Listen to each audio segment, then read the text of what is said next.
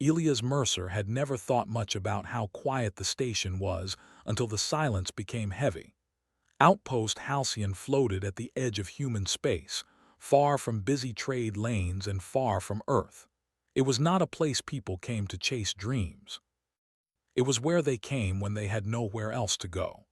Elias had arrived 5 years earlier with a single duffel bag, a basic engineering certificate, and the hope that distance might make loneliness easier to bear. It hadn't. Most days followed the same routine. He woke early, checked the power grids, repaired systems damaged by radiation drift, and filed reports that no one read closely. The station housed several species, but humans were few, and most of them kept to themselves. Elias did not blame them. Space was wide, and it was easy to feel small inside it. That was why, after months of hesitation, he had signed the interspecies companionship contract.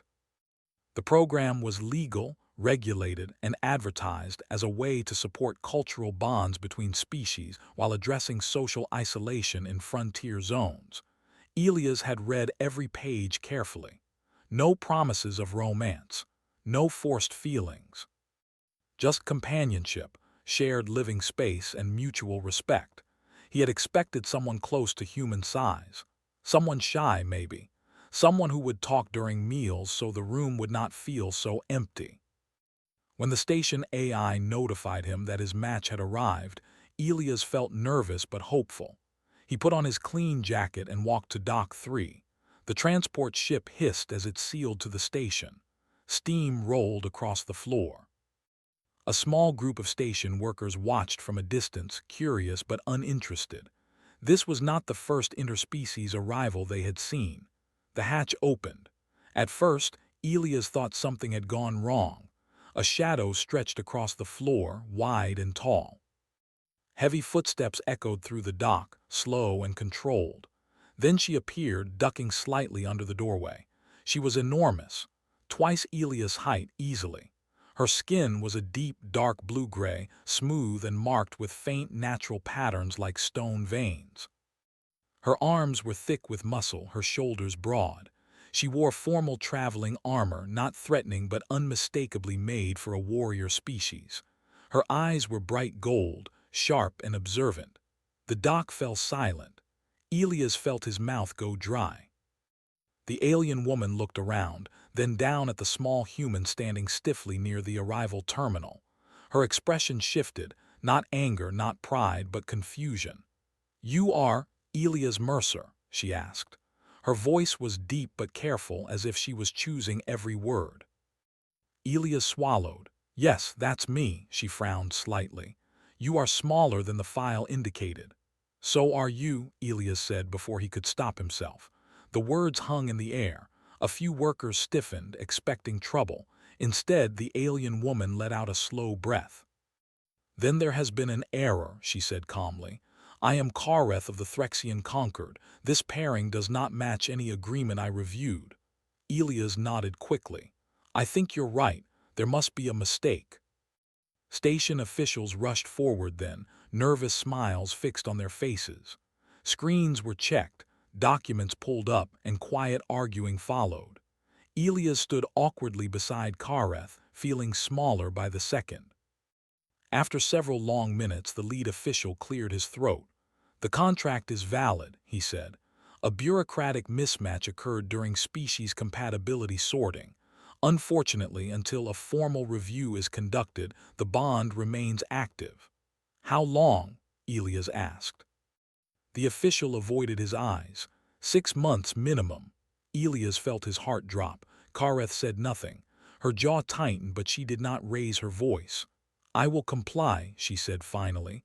"I have already crossed too far to turn back." The officials looked relieved and quickly left, eager to be away from responsibility. The dock slowly returned to normal, but whispers followed Elias and Kareth as they walked through the corridor together. Elias tried not to stare at her feet, which were nearly as long as his forearm. "I'm sorry," Elias said quietly as they walked. "This isn't what either of us wanted." Kareth glanced at him. "Do humans always apologize for things outside their control?" Most of us, Elias said. It's a habit. They reached Elias' assigned living unit. It was small even by human standards. Kareth had to crouch to enter, her head brushing the ceiling. She looked around, expression unreadable. This dwelling is compact, she said. Elias winced. I'll request a larger one tomorrow. It will suffice, she replied. I have endured worse. That surprised him. They stood there, unsure what to do next. Finally, Elias gestured to the seating area. Please sit, if you can. She did carefully, the reinforced furniture creaking but holding. Elias sat across from her, folding his hands. Up close, she looked even more powerful but also tired. There were faint scars along her arms, old and faded. I should tell you, Elias said, choosing his words carefully, you're not obligated to anything beyond sharing space and conversation. The contract is very clear about consent. Kareth studied him for a long moment. You are not afraid. I am, Elias admitted. But I don't think fear should decide how we treat each other. Something softened in her eyes. My people value strength above all, she said. Physical strength, dominance. To be paired with one such as you would be seen as disgraceful. That's comforting, Elias said weakly. She almost smiled. Silence settled again, but this time it felt different. After a while, Kareth spoke more quietly. I did not join this program seeking companionship. I joined to escape. Escape what? Elias asked. She looked away. A binding I could not refuse. A life decided by others. This contract, flawed as it is, gave me distance, time. Elias nodded slowly. Then we'll make the best of the time we have. She looked back at him. Why? He shrugged. Because we're both here. And because I know what it's like to feel trapped by circumstances. That answer seemed to surprise her more than anything else that day. Later, when the station lights dimmed, Elias lay awake in his sleeping unit, listening to the steady breathing of someone far larger than himself in the next room. Fear lingered, but it was mixed with something unfamiliar, purpose. For the first time in years, the silence did not feel empty. Somewhere beyond the station walls, distant stars burned, unaware that a quiet mistake had just begun to change more than 2 lives. Morning on Outpost Halcyon did not begin with sunlight. It began with soft station tones and the low hum of systems waking up. Elias opened his eyes slowly, forgetting for one brief moment that he was not alone anymore. Then he remembered. He sat up too fast and bumped his elbow on the wall. The living unit felt even smaller than usual. He listened. There was movement in the main room, careful and slow. Kareth was awake. Elias rubbed his face and took a deep breath before stepping out. She was standing near the food synthesizer, staring at the interface with clear suspicion. It does not respond to command tones, she said when she noticed him. It responds to button presses, Elias said, and sometimes insults, but only in machine language. She tilted her head. Humans joke with machines. Only when they break, Elias replied. He showed her how to use the synthesizer. She watched closely, memorizing each movement. When the food appeared, she examined it as if it might attack her. This is nourishment, she asked. Technically, Elias said, emotionally it's disappointment. She took a careful bite, her expression tightened, then she swallowed. It is acceptable, she said, clearly lying. Elias smiled. It was the first real smile he'd had in days. The first weeks passed slowly. Too slowly and too fast at the same time. Word spread quickly across the station. Humans whispered that Elias had lost his mind. Non-humans watched with curiosity, unsure whether to fear him or pity him. Kareth attracted attention wherever she went. Her size alone made narrow corridors feel crowded. Some beings stepped aside in respect. Others stared openly. Elias walked beside her anyway. He noticed things. How she always positioned herself between him and others without realizing it. How she watched exits. How she rarely slept deeply. You don't trust this place, he said one evening as they shared a quiet meal. This station is peaceful, she replied, but peace is often temporary. Elias nodded. That's true for humans too. They learned each other's habits. Elias worked long hours repairing systems that no one else wanted to touch. Kareth spent time studying station records, trade laws, and cultural histories. She learned quickly, faster than Elias expected. "You could have been anything," he said once. "A leader, a strategist." Her hands clenched slightly. "My people do not value such things unless backed by physical dominance." Elias hesitated, then said, "That's a narrow way to live." She looked at him sharply, then relaxed. "That is what I am beginning to realize." Trouble came quietly. It started with a shipment delay. The station depended on external trade, and when supplies were late, tensions rose. A group of dockworkers from a larger alien species began blaming humans. Elias overheard the arguments more than once. "Easy targets," one of them said loudly. "Always hiding behind rules." Elias ignored them at first. He always had. But one day they blocked his path in the docking corridor. "You think walking with her makes you important?" One of them sneered, glancing at Kareth. Before Elias could respond, Kareth stepped forward. "No," she said calmly. "He walks with me because I allow it." The dockworkers froze. They backed away slowly. Later, Elias confronted her. "You don't have to do that." She looked confused. "They were disrespectful." "I know," Elias said. "But if you keep stepping in, they'll think I'm weak." She studied him for a long moment. "And are you?" Elias thought about it. About his thin arms, his quiet voice, his habit of yielding space. "No," he said finally. "I'm just different." Something shifted then. Kareth began to watch him differently. The real test came when the Trade Council announced a possible embargo, a minor regulation violation, blown out of proportion. Elias was assigned to help fix the issue, even though no one expected him to succeed. He worked through nights, reading contracts, tracing supply chains, finding loopholes. Kareth stayed with him, silent and watchful. "You fight without striking," she said.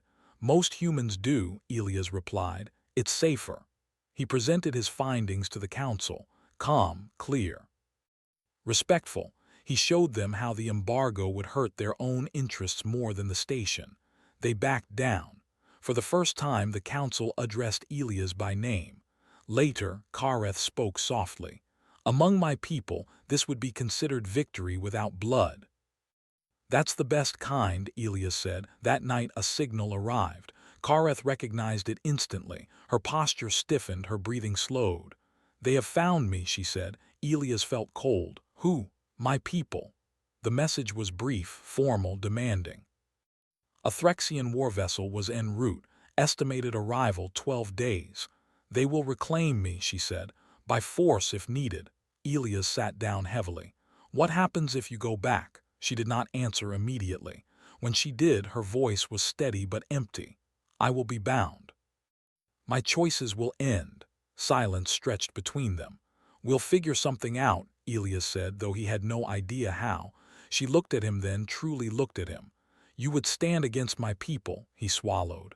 "I don't know how, but I won't just let them take you." Kareth placed a massive hand on the wall beside him, careful not to touch him directly. "You are the smallest being I have ever met," she said, "and the most dangerous." Elias laughed nervously. "That might be the nicest thing anyone's ever said to me."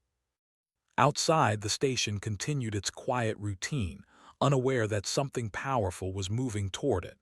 And for the first time, Elias understood something deep and human. Loneliness had made him small, but choosing to stand had made him strong. The warning alarms did not scream. They only chimed softly, the way they always did when something large entered nearby space. Outpost Halcyon rotated in silence as sensors confirmed what Elias already feared. A Threxian war vessel had arrived. It was massive, dark against the stars, shaped like a spear meant to strike without hesitation. It did not fire. It did not threaten. It simply waited, confident that waiting was enough. The station council gathered in emergency session. Elias was called in more out of obligation than trust. Kareth stood behind him, towering and still, her face calm but unreadable. They demand her return, the council leader said. They claim she is bound by Threxian law. And she is bound here by interspecies law, Elias replied, keeping his voice steady. The contract is still active. The council shifted uncomfortably. No one liked being caught between two powers. The Threxians are not known for patience, one counselor said. Neither are humans, Elias said quietly. We just show it differently. The council delayed, debated, postponed. Time passed. The warship did not move. Kareth and Elias returned to the living unit. The space felt smaller than ever, but also safer. They will not wait forever, she said. I know, Elias replied. That's why we won't either. He had spent the last few days doing what he always did when faced with something impossible. He read, he researched. He searched old treaties and forgotten clauses, the parts of the law no one bothered to remember. Humanity had survived by doing that, by finding space where none seemed to exist. The next day, Elias requested a formal audience with the Threxian commander. The council thought he was insane. The meeting was held through a secure channel. The Threxian commander appeared on screen, massive, even-seated, armored, and proud. His eyes flicked to Elias, then dismissed him. You are not the bonded one, the commander said. You are irrelevant. Elias felt his heart pound, but he did not step back. I am her legal partner under interspecies law. That makes me relevant. The commander's gaze sharpened. You are weak. Yes, Elias said, but weakness does not cancel law. The commander laughed, a deep sound.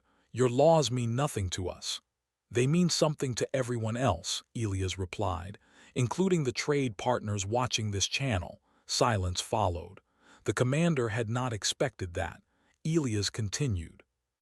If you take her by force, you violate multiple accords. You risk sanctions, isolation, conflict.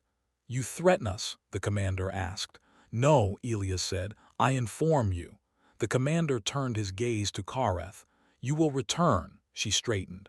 I choose not to. That single sentence carried more weight than any weapon. You choose, the commander said coldly. Yes, she replied. I have learned that choice has value. The commander looked back at Elias. You taught her this. Elias did not answer. He simply stood there, the channel cut. Hours passed, then days. The warship remained, but it did not advance.